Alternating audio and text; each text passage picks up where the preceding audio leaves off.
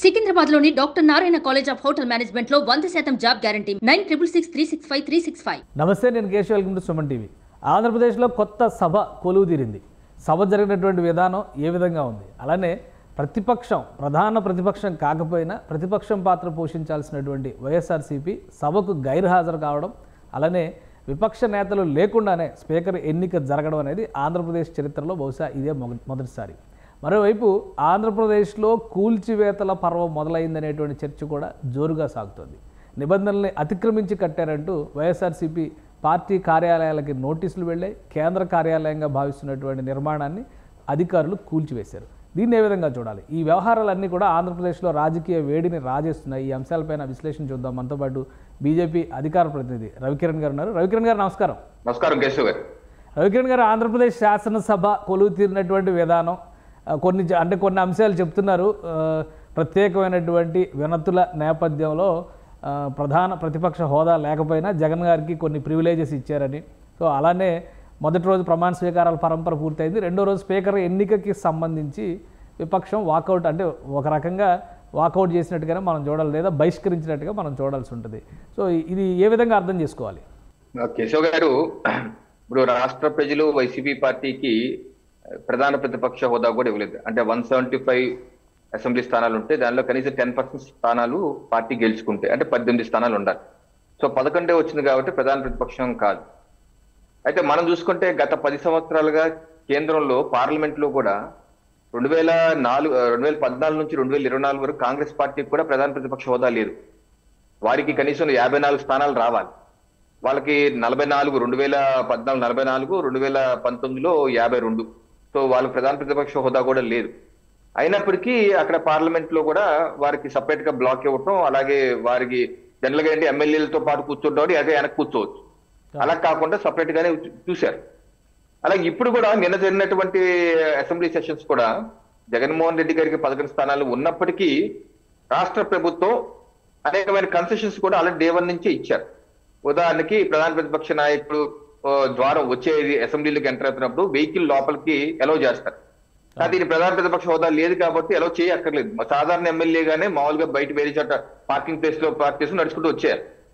But exemption ఇచ్చారు, మీరు vehicle తో రండి అని.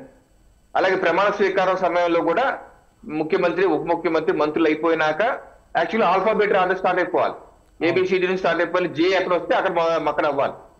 అలా కాకుండా మాజీ ముఖ్యమంత్రిగా ఒక ముఖ్యమైన స్థానం ఇచ్చి మంత్రుల తర్వాత ప్రమాణ స్వీకారం చేయించారు.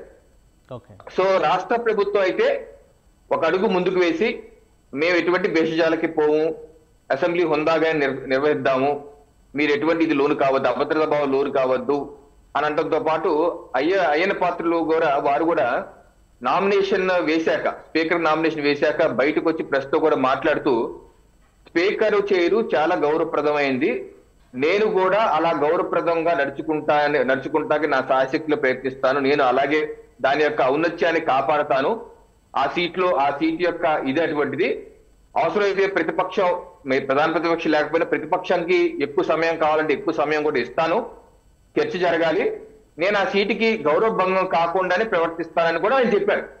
అంటే గత 2 రోజుల క్రితం ఆయన మాట్లాడిన భాష, ఆయన ఊర్లో మాట్లాడిన భాష ఇన్ని వైరల్ అయింది. అదేంటి స్పీకర్ గా అవుతున్న వ్యక్తి ఈ భాష మాట్లాడతారేంటి, బూతులు తిడతారేంటి అని చెప్పి అనుకున్న తరుణంలో వారిని దాన్ని కొంచెం సవరించుకొని నామినేషన్ వేసిన వెంటనే స్వరం మార్చి చాలా హుందాగానే ప్రెస్ తో మాట్లాడారు. సో ఈ సంకేతాల నేపథ్యంలో ఈ రోజు ప్రతిపక్ష పార్టీ వైసీపీ పార్టీ కూడా సభకు వచ్చి ఆ స్పీకర్ యొక్క ఎన్నికలో ఒక రిచువల్ గా, ఒక పద్ధతిగా ఫాలో అయ్యి జనరల్ గా ప్రతిపక్ష నాయకులు కూడా తీసుకుని వెళ్ళి చైర్లో కూర్చోబెడతారు స్పీకర్ ని. ఆ రకమైన పద్ధతి చేసుంటే నిన్న ప్రధాన ప్రతిపక్ష అధికార పార్టీ చూపించినటువంటి జెస్చర్ కి, ఒక అడుగుకి జగన్మోహన్ రెడ్డి గారు వైసీపీ పార్టీ కూడా మరో అడుగు వేసింది. ఇక్కడ సుహృద్భావ వాతావరణంలో ప్రజా సమస్యల మీద చర్చ జరుగుతుంది అన్న మెసేజ్ రాష్ట్ర ప్రజలకు వెళ్ళుండేది. అట్లీస్ట్ ఆ 1,30,00,000 మంది ప్రజలు ఏదైతే వైసీపీ పార్టీకి ఓట్లు ఇచ్చారో వాళ్ళు కూడా హ్యాపీ ఫీల్ అవుతారు. మా యొక్క సమస్యలు రేపు అసెంబ్లీలో మాట్లాడతారు, చేస్తారని హ్యాపీ ఫీల్ అవుతారు. బట్ దురదృష్టకరం ఈ రోజు పరిణామాలు చూసుకుంటే, 22వ తారీఖు జూన్ పరిణామాలు చూసుకుంటే వైసీపీ పార్టీ హాజరు కాకపోవడం అనేది ప్రజాస్వామ్యానికి గొడ్డలు పెట్టుకుంటుంది. ఎందుకంటే మీకు సీట్లు తక్కువ వచ్చినా లేకపోయినా, లేకపోతే ఒక్క సీటు ఉన్నా, కేవలం ఒక్క సీటు ఉన్నా సరే మిమ్మల్ని ఆ ప్రజలు ఎన్నుకున్నారు, ఆ నియోజకవర్గ ప్రజలు ఎన్నుకున్నారు. అలాగే ఒక ప్రధాన ప్రతిపక్ష పార్టీగా 40% ఓట్లు ఉన్నాయి. మీ యొక్క రిప్రజెంటేషన్ అసెంబ్లీలో కూడా ఉండాలి. ఆ గురుతరమైన బాధ్యత వదిలేసి గత 10 ఏళ్లుగా చూస్తున్నాం ఏ ప్రతిపక్ష పార్టీ అసెంబ్లీలో ఉండలేదు. జగన్మోహన్ రెడ్డి గారు ప్రతిపక్షంలో ఉన్నప్పుడు కూడా 2.5 సంవత్సరాలు 3 సంవత్సరాలు రోడ్ల మీద తిరిగారు, పాదయాత్ర చేసి నేను అసెంబ్లీకి రానన్నారు. అలాగే చంద్రబాబు నాయుడు గారు కూడా గత 3 ఏళ్లుగా అసెంబ్లీకి వెళ్ళలేదు. కనీసం గతంలో ఫస్ట్ 2 ఏళ్ళు వచ్చేవాళ్ళు. ఇది ఇప్పుడు ప్రమాణ స్వీకారం చేసి తుర్రుని వెళ్ళిపోయినట్టుంది. ఇంకా రేపు నుంచి అసలు నెక్స్ట్ సెషన్ కి అసలు వీళ్ళు వస్తారా రారా, ఈ 5 ఏళ్ళు వస్తారా రారా అనేది ఒక పెద్ద ప్రశ్నార్థకంగా తయారైంది. గతంలో 2 ఏళ్ళు 3 ఏళ్ళు మానేసేవాళ్ళు ఈ రోజు 5 ఏళ్ళు మానేస్తారా, 5 ఏళ్ళు ఎగ్గొట్టేస్తారా, అసెంబ్లీకి రారా? ఎందుకంటే జగన్మోహన్ రెడ్డి గారు మొన్న వాళ్ళ ఎమ్మెల్యేలు ఎమ్మెల్సీలు పోటీ చేసిన వాళ్ళు, ఓడిపోయిన వాళ్ళు, గెలిచిన వాళ్ళతో కూర్చొని మాట్లాడినప్పుడు ఇదే ఒక సంకేతం ఇచ్చారు. మనం వెళ్ళి ఏం చేయాలి అసెంబ్లీలో, మనకు పనే ఉంది, మనకు వాయిస్ ఏముంది, మనం చేయనివ్వరు. కౌరవ సభ, ఇది సభ మొదలు కాకుండానే ఎమ్మెల్యేగా ప్రమాణ స్వీకారం చేయకుండానే దాన్ని కౌరవ సభ అంటున్నారు జగన్మోహన్ రెడ్డి గారు. ఫిక్స్ అయిపోయిన మైండ్ లో ఆయన. నేను చేశారంటే కౌరవ సభలో బిహేవ్ చేశారా అధికార పక్షం? బిహేవ్ చేయలేదు. అంటే ఒకవేళ రవికిరణ్ గారు కౌరవ సభ అయ్యి ఎవరో పాచికలు ఆడారు, దాని ద్వారానే గెలుచుకున్నారని చెప్పారు. అలాంటి పాత్ర ఏమైనా ఉందా నిజంగానే? ఇది ప్రజలు ఎన్నుకున్నటువంటి ఎన్నిక కాదు, శకుని పాచికల ద్వారా గెలుచుకున్నటువంటి రాజ్యం. ఏదో ఆయన రాజ్యాన్ని లాక్కున్నట్టుగా ఫీల్ అవుతున్నట్టు ఉంది ఈ మాట, ఆ భాష కూడా. సో ఇది అలా చూడడానికి ఏమైనా అవకాశం ఉందా? ఆయనకి స్క్రిప్ట్ రైటర్ కృష్ణమోహన్ గారు ఉన్నారండి. ఆయన బాగా ఇవన్నీ అవపోస్ట్ పెట్టిన ఆయన. సో ఆయన ఏంటంటే కురుక్షేత్రం, ఇవన్నీ దుష్ట చతుష్టయం, ఇవన్నీ ఆయన రాస్తుంటారు. దానిలో కంటిన్యూషన్ లో భాగంగా శకుని పాచికలు అంటే శకుని 4 అని పాచికలు వేస్తే 4 పడతాయి, 6 అని వేస్తే 6 పడతాయి. శకుని పాచికలకు ఉన్న స్పెషాలిటీ అంటే ఈయన ఉద్దేశం ఏంటి, సైకిల్ అని ఫ్యాను అని కొడితే అక్కడ సైకిల్ పడిందట, ఫ్యాను అని కొడితే కమలం పడిందట, ఫ్యాను అని పడితే గ్లాసు పడిందట. అది ఈయన ఉద్దేశం ఇండైరెక్ట్ గా. అలా నిజంగా అలా జరిగి ఉంటే కేశవ్ గారు ఈ రోజు ఓట్లు వేసింది ఎంతమంది? 3,33 లక్షల మంది ఓట్లు వేశారు ఆంధ్రప్రదేశ్ రాష్ట్రంలో. మరి దానిలో ఏ ఒక్క ఓటర్ అన్నా బయటకు వచ్చి అదేంటి నేను ఫ్యాన్ గుర్తుంటే అది సైకిల్ అని పడుతుంది, ఎందుకంటే వీవీప్యాట్ లో స్లిప్ కనపడుతుంది మీకు, స్లిప్ అది ప్రింట్అవుట్ మీకు ప్రింట్అవుట్ పడుతున్నప్పుడు మీరు చూసుకుంటారు అలాగా, అది కనపడుతుంది, డిస్ప్లే కూడా వస్తుంది అక్కడ, ఫ్యాన్ డిస్ప్లే వస్తుంది. ఫ్యాన్ రాకుండా సైకిల్ గానీ కమలం గానీ గ్లాస్ గానీ వస్తే ఏ ఓటర్ అన్నా ఊరుకుంటాడండి బయటకు వచ్చి? ఈవీఎంలో ట్యాంపర్ చేసి ఉంటారు, ఈవీఎంలో ట్యాంపరింగ్ జరిగింది, దానివల్లనే ఇదంతా జరుగుతుంది అని ఆల్రెడీ ఆయన ట్వీట్ కూడా చేశారు. జగన్మోహన్ రెడ్డి గారు ట్వీట్ చేశారు, దాని మీద ఎలాన్ మస్క్ చేసినటువంటి కామెంట్స్. సో ఇవన్నీ కూడా డిస్కషన్ ఇంకా ఎక్కువ రైజప్ చేస్తున్నట్టుగా ఉంది. అటువంటి అవకాశాలు ఎవరున్నాయా? ఈవీఎంలో హ్యాక్ చేసి వాటిని ట్యాంపర్ చేసి లేదా ఈవీఎంలో మార్చేసి రిజల్ట్ని తారుమారు చేసేటువంటి పరిస్థితులు ఉన్నాయా దేశంలో? సార్, జగన్మోహన్ రెడ్డి గారు ఆడలేక మధ్యలో ఓడని తన యొక్క వైఫల్యాన్ని, తన పాలన యొక్క వైఫల్యాన్ని గుర్తించడానికి ఇష్టపడక గాంధారి లాగా గంతలు కట్టుకుని, నేను ఆయన మహాభారత లాంగ్వేజ్ లో చెప్తాను, గాంధారి గారిలా గంతలు కట్టుకుని కళ్ళున్న కబూదుల్లా ఉండి, అట్లీస్ట్ నేను ఎందుకు మాట్లాడినానంటే మీ పార్టీ నేతలే చెప్తున్నారు మీ యొక్క వైఫల్యం కారణం ఏంటి. జక్కంపూడి రాజా గారిని అడగని పిలిచి చెప్తాడు, కాటసాని రామ్ గోపాల్ రెడ్డి గారిని అడగని పిలిచి చెప్తారు, లేకపోతే గుడ్ మార్నింగ్ ఎమ్మెల్యే వెంకటరామరెడ్డి గారిని, ధర్మవరం మాజీ ఎమ్మెల్యేని అడగని, లేకపోతే రైతుల్ని ఎరిపప్ప అని చెప్పి మాజీ మంత్రి పొట్టి సత్యనారాయణ గారిని పిలిచి అడగండి, చెప్తారు ఎవరు ఫెయిల్ అయ్యారు, ఎందుకు ఫెయిల్ అయ్యారు, మీరు ఏ రకంగా వైఫల్యం చెందారు అనేది వాళ్ళు పోసుకొచ్చి చెప్తున్నారు కదా మాట. ఇంకా ప్రెస్ లోనే ఈ రోజు మీరు మసిపూసి మాడిగా చేసి మీ పార్టీలో వస్తున్న వ్యతిరేకతని అణిచివేయాలని చెప్పి డైవర్షన్ పాలిటిక్స్ చేస్తున్నారు. ఈ రోజు 2019 ఎలక్షన్ లో 151 సీట్లు మీరు గెలిచాక ప్రెస్ తో మాట్లాడుతూ ఏమి సూక్తులు చెప్పారండి? ఏ రకంగా చంద్రబాబు నాయుడు గారు ఈవీఎం అంటారు, ఇంత పారదర్శకంగా నిర్వహిస్తే అసలు మీ ప్రజల్లో ఇచ్చిన మ్యాండేట్ ని మీరు నమ్మరా అని చెప్పి తిట్టిపోసారు. ఆ రోజు మొత్తం ఎక్స్ప్లెయిన్ చేశారు ఏ రకంగా ఈవీఎం ప్రక్రియ, వెరిఫికేషన్ ఎలా జరుగుతుంది, కౌంటింగ్ ఎలా జరుగుతుంది, మొత్తం అన్ని ఆర్గనైజేషన్ చెప్పారు ప్రెస్ కి. మరి ఆ వీడియో మీరు ఇంకోసారి చూసుకోవచ్చు కదా జగన్మోహన్ రెడ్డి గారు. మీరు ఈ రోజు ఇలాన్ మాస్క్ అంటున్నారు, ఇలాన్ మాస్క్ చెప్పింది ఏంటి? ఆయన అమెరికాకి అనుబంధంగా ఉన్న పోర్టోరికో అన్నటువంటి అమెరికాకి అనుబంధంగా దేశమే కథ ఎన్నికలు జరుగుతూ ఉంటాయి విడిగా. పోర్టోరికాలో ఎన్నికలు జరిగితే దానిలో ఈవీఎంలు సరిగ్గా పనిచేయకపోతే వీవీప్యాట్లు కౌంటింగ్ చేసి వెరిఫై చేసి రిజల్ట్ డిక్లేర్ చేసినప్పుడు ఆ పోర్టోరికా దేశ ఎన్నికల అధికారి మ్యానుఫ్యాక్చరింగ్ చేసే వాళ్ళు సరిగ్గా చేయలేదు, వాళ్ళు కంప్లైంట్ ఇస్తామంటే దాని మీద బేస్ చేసుకొని అమెరికాలో ఇండిపెండెంట్ గా ప్రెసిడెన్షియల్ ఎలక్షన్ కి పోటీ పడుతున్న జాన్ ఎఫ్ కెనడీ సంతతికి చెందినటువంటి రాబర్ట్ ఎఫ్ కెనడీ జూనియర్ అన్న వ్యక్తి ఒక ట్వీట్ చేశాడు. మనం పోర్టోరికాలో చేసి చూస్తున్నాం కదా, రేపు ఈ సంవత్సరమే మనం అమెరికాలో ఎన్నికలకు వెళ్ళిపోతున్నాం, మనకి ఈవీఎంలు ఎందుకు, పేపర్కి వెళ్తే బాగుంటుందా అంటే దానికి ఎలన్ మస్క్ స్పందిస్తాం, నిజమే ఆర్టిఫిషియల్ ఇంటెలిజెన్స్ కూడా వచ్చేసింది కదా, మనం పేపర్కి వెళ్తేనే బెటర్ అన్నారు. ఆయన అన్న మన దేశం గురించి కాదు, అంటే మన దేశంలో ఎలక్షన్స్ సంబంధించి ఆయన మన దేశంలో ఎలక్షన్స్ సంబంధించి రియాక్ట్ అయ్యారు, దానివల్ల ఇదంతా చర్చ నడుస్తున్నారు. దీనికి ఏమో సంబంధం లేదంటారు. ఇండియా భారతదేశంలో జరిగినటువంటి ఎన్నికల గురించి స్పందించలేదా ఎలన్ మస్క్?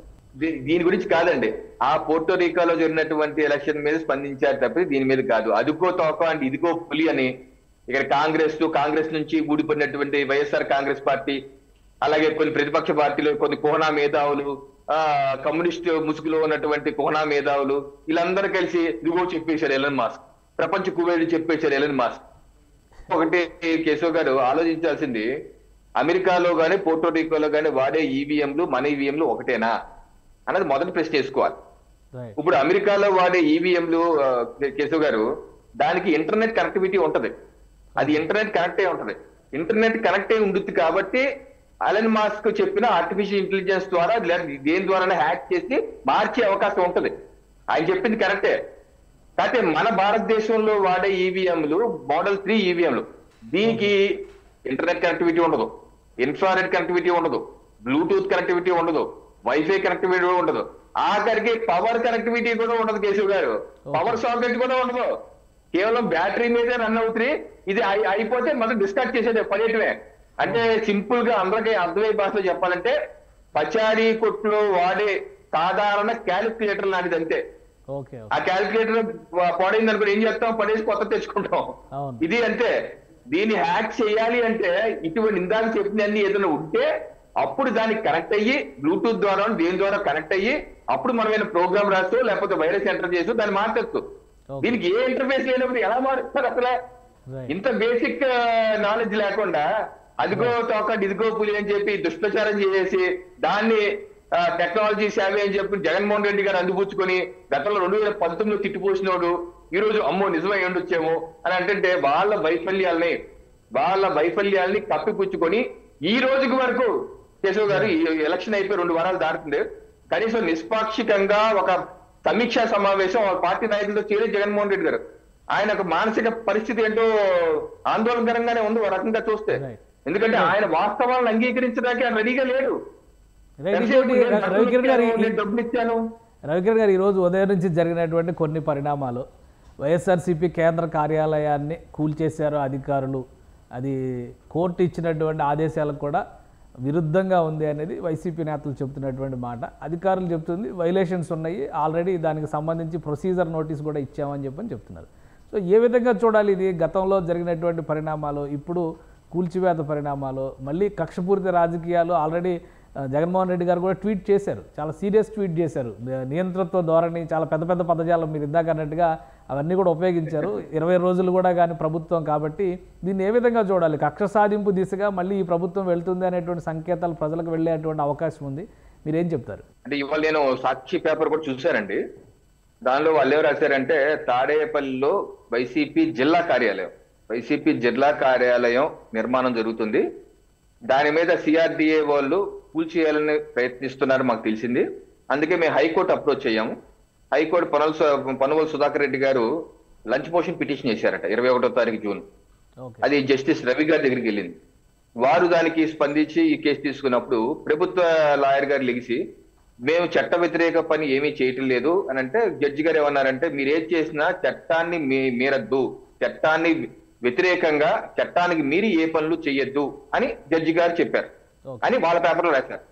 అంటే కానీ ఈ జడ్జిమెంట్ లో ఎక్కడ మీరు అది కోల్చొద్దు, స్టే ఆర్డర్ ఇస్తున్నాను, ఆపేయండి, వివాదం అయినట్టు నా దగ్గర తీసుకురండి, పరిష్కరించాక చేద్దాం అన్నది లేదు జడ్జిమెంట్.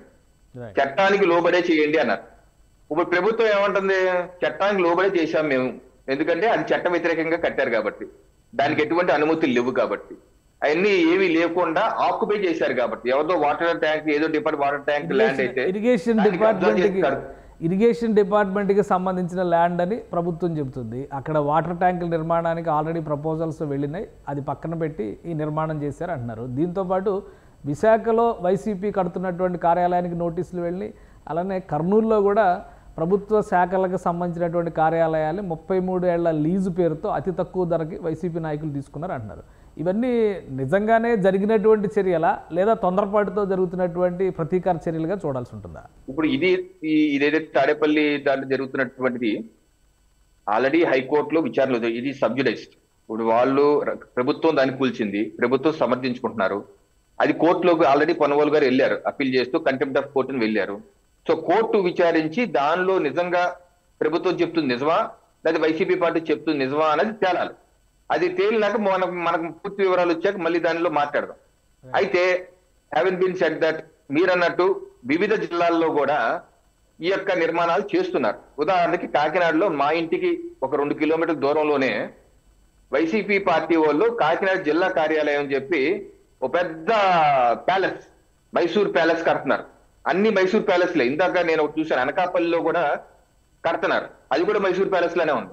సేమ్ డిటో కాకినాడలో కూడా. అంటే ఏంటి, రాష్ట్రం మొత్తం అన్ని జిల్లాల్లోనూ ఒకే మోడల్ కడుతున్నారు. అది చూసా నాకు అనిపించింది. కాకినాడలో కడుతున్నారు, నేను ప్రత్యక్ష సాక్షిని. ఎందుకంటే అది కట్టక ముందు వేరే చోట ఆంధ్ర యూనివర్సిటీ ల్యాండ్ ని తీసేసుకుంటా ప్రయత్నించారు. ఆంధ్ర యూనివర్సిటీ ల్యాండ్ అది కాకినాడలో ఉందన్నమాట, ఆంధ్ర యూనివర్సిటీ బ్రాంచ్ ఉంటుంది. అది నేను కూడా వెళ్ళి ధర్నా చేశాను. ఒక విద్యాలయంలో ఉన్నటువంటి ల్యాండ్ మీరు ఎలా లాక్కుంటారు, కలెక్టర్ మీ ఓడైనా ప్రభుత్వం మీరు లాక్కుంటారు. నేను కూడా వెళ్ళి కూర్చొని ధర్నా చేశాను. అది విరమించుకున్నారు. ఆ తర్వాత ఏం చేశారు, ఇక్కడ మా ఇంటికి దూరంలో పైడావారి వీధి రాజేశ్వరి నగర్ లో R&B ల్యాండ్ ఉందండి. చాలా ప్రైమ్ ల్యాండ్, గజం అక్కడ 70-80 వేలు తక్కువ ఉండదండి. అంత ప్రైమ్ ల్యాండ్, అంత కాస్ట్లీ ల్యాండ్. అది R&B ల్యాండ్. అది ఎప్పటి నుంచో నేను గత 20 ఏళ్ళ చూస్తే ఇప్పటి నుంచి అలా కాదు, మామిడి తోట అనమాట. దాన్ని కూల్చేశారు, 1 ఫైన్ డే కూల్చేసి కట్టేస్తున్నారు. నాకు అర్థం కలిగి ఏంటి ఎవరిది అని అప్పుడు తెలిసింది. R&B ల్యాండ్ జగన్మోహన్ రెడ్డి గారి ప్రభుత్వం పార్టీ కార్యాలయంగా 2 ఎకరాలు తీసుకున్నారు. ఎకరం 1000 రూపాయలు లీజు. ఏది ఎకరం 1000 రూపాయలు లీజు, 33 ఏళ్ళు లీజు. అంటే 2 ఎకరాలకు 2000 లీజుకి 33 ఏళ్ళకి తీసుకున్నారు. ఇది న్యాయం అని. ఇందాక నేను అనకాపల్లి కూడా చూస్తే సేమ్ అదే, 33 ఏళ్ళకి ఎకరం 1000 చొప్పున 2 ఎకరాలు 2000. ఇది ధర్మవాన్నే. ఇంకోటి కూడా వచ్చింది ఏంటంటే కాకినాడ దాంట్లో అది భవన నిర్మాణానికి కావాల్సిన సొమ్ముని ఆ ల్యాండ్ డాక్యుమెంట్స్ బ్యాంక్ లోనే ఎక్కడో తనఖా పెట్టి డబ్బులు తీసుకొచ్చారట. ప్రభుత్వం లీజుకి ఇచ్చినటువంటి దాన్ని తనఖా పెట్టడానికి ఎవరికి అధికారం లేదండి. అలా బైపాస్ చేయటానికి ఇంకోటి ఏదో చేశారని ప్రజలు చెప్పుకుంటున్నారు. మాకున్న సమాచారం ఏంటంటే దాన్ని కలెక్టర్ గారితో ఏదో చెప్పించుకొని ఏదో చేసి మొత్తానికి బ్యాంక్ లో కూడా తనఖా పెట్టి డబ్బులు తీసుకొచ్చారని చెప్పేసి మాకున్నటువంటి సమాచారం. ఇదే ఫార్ములా రాష్ట్రం మొత్తం చేశారా? దీని మీద పూర్తి స్థాయి విచారణ చేయాలి రాష్ట్ర ప్రభుత్వం. ఇది పద్ధత. ఇప్పుడు మేము కూడా భారతీయ జనతా పార్టీ మీ రిపోర్టర్ పంపించండి, చాలా చోట్ల సొంత బిల్డింగ్ కట్టుకుంటున్నాం.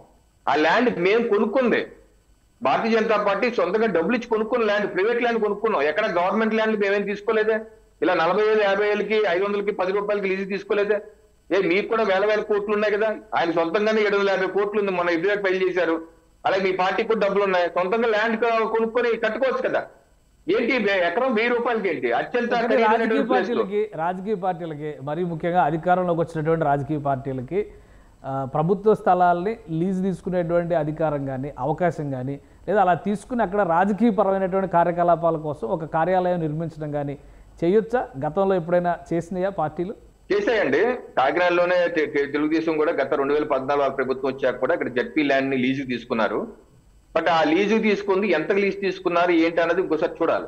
ఎందుకంటే ఇది ఎవరు చేసినా తప్పే. అది నువ్వు ఎకరం 1000 రూపాయలు తీసుకుని కట్టేసి మా ప్రభుత్వం కాదు మేము చేసుకుంటాం అని అంటే ఇది కరెక్ట్ కాదు కదా. రీజనబుల్ ఫిగర్, ఒక రీజనబుల్ ఫిగర్ తీసుకోండి. పోయిన లీజుకి తీసుకుంటే తప్పేం లేదు, ఒక రీజనబుల్ అమౌంట్ ఇవ్వాలి కదా. అలాగే దానిలో బైపాస్ చేసి ఇప్పుడు ప్రధాన అంశం తనఖా పెట్టి డబ్బులేం తీసుకొచ్చారన్న విషయం తేలాలి. ప్రభుత్వ భూములు, లీజు తీసుకున్న భూములు తనఖా పెట్టి నువ్వు, ఎందుకంటే నాకు తెలిసి ఆ బిల్డింగ్ కట్టాకి ఒక 25 కోట్లు తక్కువ అవదు. కాకినాడలో వైసీపీ జిల్లా పార్టీ 25 కోట్లు తక్కువ అవదు. అంత లావిష్ కట్టారు, అంత అద్భుతంగా. ఇదే మన ఋషికొండ ప్యాలెస్ లానే ఉంది, అన్ని అలాగే ఉన్నాయి. సో దానికి అంత డబ్బు ఎక్కడి నుంచి వచ్చిందో లేక తేలాలి. బ్యాంకులు తనఖా పెడితే మాత్రం అది పెద్ద ఇష్యూ అవుతుంది. సో దీని మీద కూలంకషంగా విచారణ అయితే జరగాలి. అయితే మనం ఈ కూల్చివేత విషయానికి, ఇప్పుడు ఏదైతే కూల్చివేత దాని విషయానికి వస్తే అది ఇరిగేషన్ డిపార్ట్మెంటే. అలాగే గతంలో జగన్మోహన్ రెడ్డి గారు వచ్చినప్పుడు కూడా ప్రజావేదిక అన్నది కూడా ఆ ప్రాంతం కూడా కృష్ణా నది కరకట్ట లోపలికే ఉంటది, అది కూడా ఇరిగేషన్ డిపార్ట్మెంట్దే. అది కూడా అనుమతి ఏమి లేదు. ఎందుకంటే నేను వెళ్ళి చూశాను కూడా, అది కరకట్ట లోపలే మంత్రి సత్యనారాయణ రాజు గారి వీళ్ళంతా కరకట్ట లోపలే ఉంటది.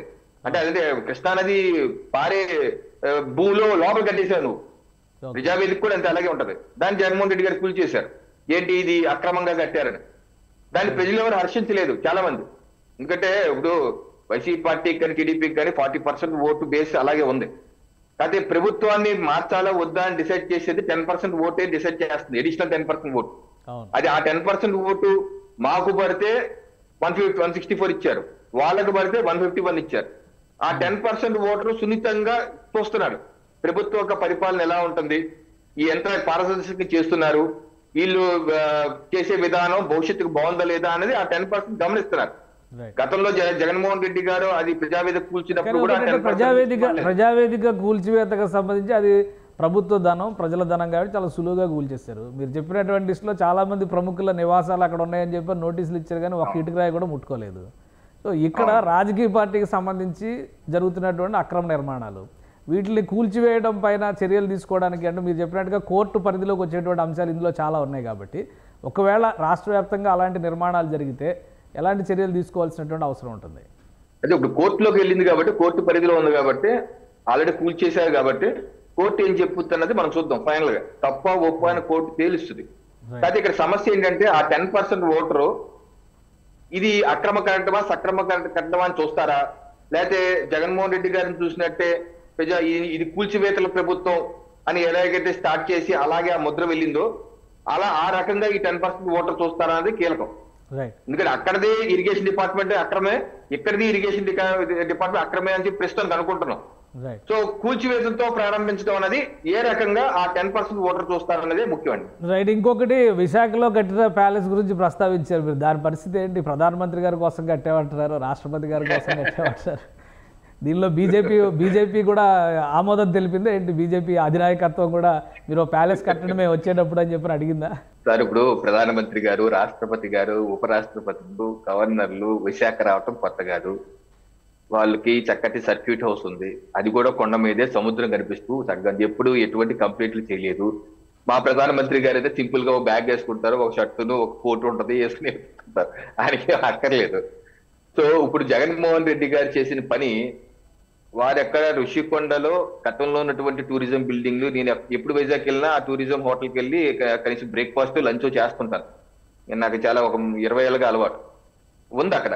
కాకపోతే అది దాన్ని కూల్చేసి మొత్తం కూల్చిపడేసి అక్కడ ఏం కడుతున్నాం అన్నది పారదర్శకంగా చెప్పకుండా మరో టూరిజం బిల్డింగ్ కడుతున్నాం అనేది చెప్తూ, ఏది కోర్టులకు కూడా మరో టూరిజం బిల్డింగ్ కడుతున్నాం అని చెప్తూ మొత్తం దాని మీద 450 కోట్లని ఒకళ్ళు, 350 అని 500 కోట్లు ఏదో వెచ్చించారు.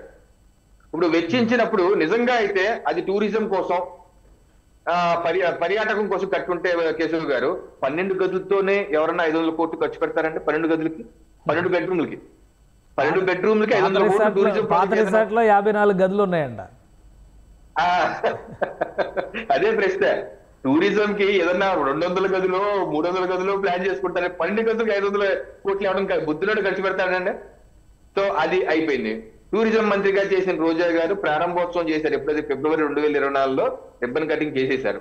ఆ రోజు ఆవిడ తర్వాత కూడా చెప్పింది ఏంటంటే, మేము ఇది టూరిజం కి రిసార్ట్ కూడా కట్టాం, అయితే 3 సబ్జెక్ట్ కమిటీ వేశాము, సీఎంఓ గారికి విశాఖపట్నంలో ఉంటే ఏది బాగుంటుందో అని. వాళ్ళు ఇది కూడా పరిశీలించి ఇదైతే బాగుంటుంది అన్నారు. సో అది సీఎంఓ కార్యాలయంగా తర్వాత నుంచి ఆయన వాడుకుంటారు అని కూడా ఆవిడ చెప్పేశారు. ఆన్ ది రికార్డు ఉంది. అంటే ఇప్పుడు ప్రశ్న ఏంటంటే, ఒక సీఎంఓ ఉంటాకి నా 500 కోట్లు లేకపోతే ఎన్ని వందల కోట్లతోనే మీరు అంత ప్రజాధనాన్ని దుర్వినియోగం చేసి సీఎంఓ ఉంటాకి చేయవలసిన అవసరం ఏంటి? ఒక బాత్ టబ్ కోసం 36 లక్షలు ఖర్చు పెట్టాలా? ఒక షాండ్లియర్ లైటింగ్ కోసం మీరు 30-40 కోట్లు ఖర్చు పెట్టాలా? ఒక లెవెలింగ్ కోసం 100 కోట్లు ఖర్చు పెట్టాలా? ఒక ల్యాండ్స్కేపింగ్ కోసం 50 కోట్లు ఫారెన్ నుంచి ప్లాంట్లను తీసుకుని అక్కడ పెట్టాలా? మీ సొంత బిల్డింగ్ అయితే ఎవరు అడగడండి. ఇప్పుడు మైసూరు నేను వెళ్ళాను, జగన్మోహన్ రెడ్డి ప్యాలెస్ అని బోర్డులు కూడా ఉంటాయి రోడ్ల మీద, జగన్మోహన్ రెడ్డి ప్యాలెస్ ఇటు దారి అని ఉంటుంది. అప్పుడు మనం జగన్మోహన్ రెడ్డి ప్యాలెస్ ఉంది కదా, నేను అక్కడ వరకు వెళ్ళలేదు అనుకోండి, మెయిన్ రోడ్లోనే ఉంటది. మీరు అలాగే జగన్మోహన్ రెడ్డి గారు సొంతం కట్టుకుంటే ఎవరేం మాట్లాడరు. రవికిరణ్ గారు కట్టుకున్నారు, లేదా చంద్రబాబు గారు కట్టుకున్న సొంతం, కానీ నీ ఇష్టం, నీ డబ్బు నీ ఇష్టం, ఏం చేసుకోవాలి. బట్ ప్రజాధనాన్ని వాడుతూ 12 గదుల కోసం బాత్ టబ్ లో 36 లక్షలు ఖర్చు పెడుతూ ప్రజాధనాన్ని దుర్వినియోగం చేయవలసిన అవసరం, ఆగత్యం ఏమొచ్చింది మీకు? అంత అహంకారమా? అంటే ఒక నీరో చక్ర మనం ఇది ఒక సద్దాం హుసేన్ ప్యాలెస్ లోనో లేదా గడాఫీ ప్యాలెస్ లోనో చూస్తాం. ఇటువంటి ప్రజలకి డిక్టేటర్ ప్రపంచంలో ఎవరో డిక్టేటర్ దేశాలు ఎలా ఉంటారు, ప్రజలకు నేనేదో బంద్ ఇచ్చాను, ట్యాంకర్ తో నీళ్లు ఇచ్చాను, వాళ్ళు ఉంటాకి చిన్న గుడిసి కట్టాను అని చెప్పుకుంటూ వీళ్ళు విలాసవంతమైన జీవితాలు అనుభవిస్తారు. ప్యాలెస్ లో చూస్తూ ఉంటాం మనం. ఆ రకమైనటువంటి మనస్తత్వం కనబడుతుంది ఇక్కడ. ఇప్పుడు ప్యాలెస్ మీద కూడా చర్యలు తీసుకునే అవకాశం ఉంటుందా? ఈ ప్యాలెస్ మీద కూడా చర్యలు తీసుకునే అవకాశం ఉంటుందా? దీన్ని ఏ విధంగా ఉపయోగిస్తారు అసలు? నెక్స్ట్ పర్పస్ ఏం ఉపయోగిస్తారు, ఎలా ఉపయోగిస్తారు ప్రభుత్వం చూడాలి. ఎందుకంటే 12 గదుల్ని దేనికి ఉపయోగించాలి? ఇందాక నేను చూశాను, ఈడీ కేసుల్లో అరెస్ట్ అయిన జైల్లో ఉన్నారు, తిహార్ జైల్లో. అతని పేరేదో ఆయన ఏదో లేఖ రాశాడు ముఖ్యమంత్రి చంద్రబాబు నాయుడు గారికి. నాకు ఇచ్చే నేను కొనుక్కుంటాను, మార్కెట్ కన్నా శాతం కన్నా 20% ఎక్కువ తీసుకోండి, నేను కొనుక్కుంటాను లెటర్ రాశారు ఈ జైల్లో ఉన్నవాడు. సో అలాగా ఏ జైలుకో ఎవరికో అమ్ముకోవాలా, లేదా ఏం చేయాలి? అంత విలాసవంతమైనది కట్టవలసిన అవసరం ఏంటి? అంత డబ్బు ఖర్చు చేయాలి అంటే ఆయన ఉండటానికి కేవలం సీఎంగా ఆయన ఉండటానికి అంత విలాసవంతం అవసరం. అలా అమ్మినా గానీ, సుకేష్ చంద్రశేఖర్ లాంటి వాళ్ళు కొనుక్కున్నా గానీ అది ప్రైవేట్ ప్రాపర్టీ అయిపోయే అవకాశం ఉంటుంది కదా. కూల్చిన భవనాల విలువ కానీ, ఆ స్థలం విలువ కానీ టోటల్ కొండనే వాళ్ళకి ప్రైవేట్ ప్రాపర్టీ చేసినట్టుగా ఉండదా? ఎవరన్నా కొనుక్కోవడానికి వచ్చిన ఆయనకి ఏదో అమ్మేస్తున్నారు, చేసేస్తారని కాదు నా ఉద్దేశం. ఒకవేళ ప్రభుత్వాన్ని ఒక ఆప్షన్గా కన్సిడర్ చేయాలన్నా కానీ ప్రైవేట్ ప్రాపర్టీ అయిపోయేటువంటి పరిస్థితి ఉండదా? ఉంటుంది. ప్రభుత్వం మాకు అక్కర్లేదు, దీనివల్ల ఉపయోగం లేదు, దీని ఏం చేయాలి మాకు అర్థం కాదు. ఎందుకంటే మనమే అనుకున్నాం టూరిజం డిపార్ట్మెంట్ తీసుకుని ఏం చేయాలండి? అది ఎవరికి ఇవ్వాలి? ప్రధానమంత్రి రాష్ట్రపతి సంవత్సరానికి ఒకసారి 2 ఏళ్ళకి ఒకసారి వచ్చేదానికి 1 గంట ఉండేదానికి అది అవసరమా? అంత అవసరం? అంతకన్నా బ్రహ్మాండం లేవా? వైజాగ్ లో ఉన్నాయి కదా. సో దాన్ని ఏ రకంగా వాడాలి అన్నది ఒక పెద్ద మీమాంస. దాన్ని ఏ రకంగా వాడాలో తేలిస్తే మేము వాడగలిస్తే వాడతారు, ఓకే. మరి వాడటానికి అవకాశం లేకపోతే కనీసం ఎవరికైనా లీజుకో, రెంట్కో, లేకపోతే అమ్మేటో ఏదో చేయాలి. సో నేనేంటి ప్రధానంగా ప్రజాధనాన్ని దుర్వినియోగం చేశారు జగన్మోహన్ రెడ్డి గారు. ఇది మెయిన్ వారు చేసినటువంటి తప్పుదాం.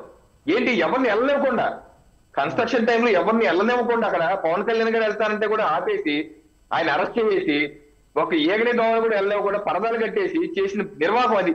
ప్రజాధనంతో చేసే పని ట్రాన్స్పరెంట్ గా ఉండాలి. ఎప్పుడు ట్రాన్స్పరెన్సీ లేకుండా ఈ రకంగా దుర్వినియోగం చేసి ఒక పైశాచిక ఆనందం పొందడం ఇది ఆక్షేపణ. దేశవ్యాప్తంగా చర్చ జరుగుతుంది.